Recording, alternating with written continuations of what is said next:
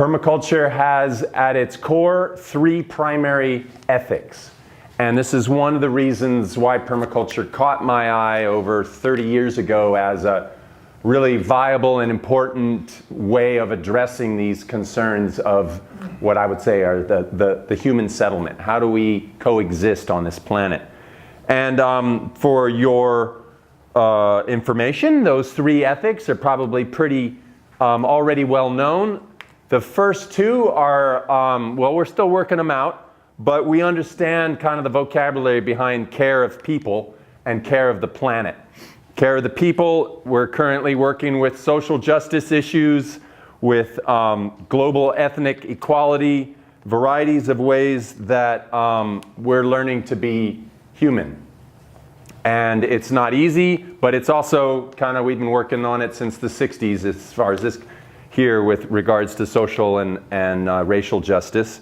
There's also, since that time, a great, well, going on right now, a lot of legislative deconstruction of those ethic-based laws, the civil laws, civil rights and the voting rights, and a lot of the environmental laws that we codified 30, 40, 50 years ago from a place of care of people is now being undone for the care of corporate profits.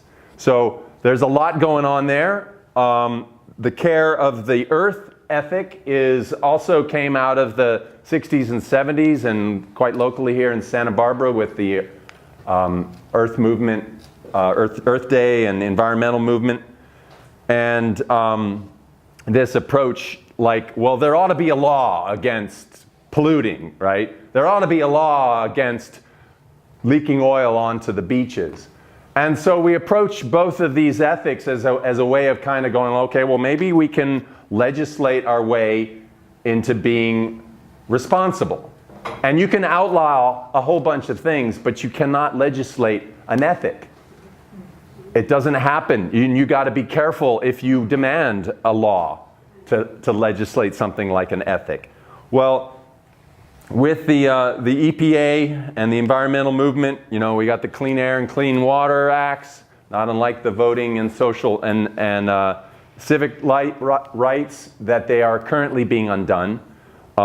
It's never a finished story. Rachel Carson was the one who said, conservation is a cause that has no end. There is no point at which we will say that our work is finished. All right, this is engagement, and we can understand and we can speak fluently and stand up and defend our planet and our social justice movements because we understand those things in a vernacular. We have to fight for them, they're not being fed to us, but we understand those 2 kind of really dynamic, I would call them rights, but they're also an ethic, the care of the people and the care of the planet. Well, the third ethic of permaculture is a lot less well understood. There's a lot less language in our vocabulary behind it. And in permaculture, it goes by the term fair share, or the return of surplus, or self-regulating limitations. You start stumbling over it as like, well, what does that mean as an ethic?